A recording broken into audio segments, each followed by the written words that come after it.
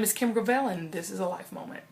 Not too long ago, I was at my parents' house. I had my two small children. We were having lunch, and the kids were playing out in the yard, and I was talking to my dad, and I was complaining. I was overweight. I had 50 pounds to lose.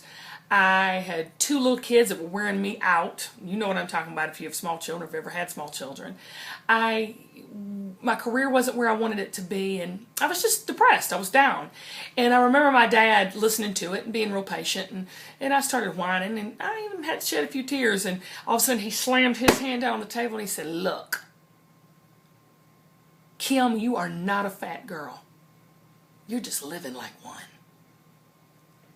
And when he said that, something came all over me.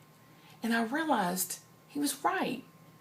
That I'm not this depressed, pitiful, pathetic, lonely, frustrated, unsuccessful, depressed girl, fat girl.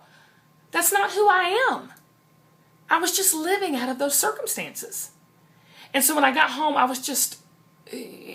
couldn't get it out of my head. And so I started researching. I would read books, and I went online, and finally it took me to these scriptures in the Bible, Matthew 5:5. I'm going to read it for you.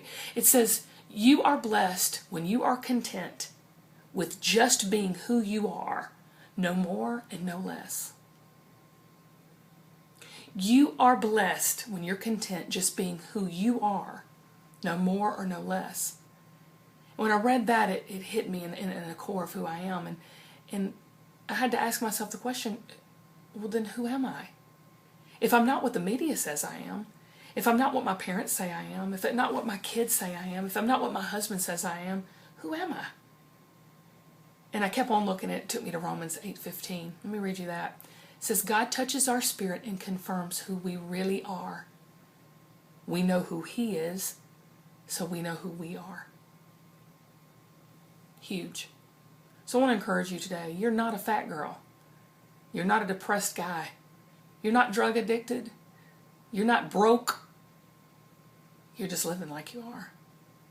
Claim on to what He says you are. Get close to Him, and then you know who you really are, and live out of that.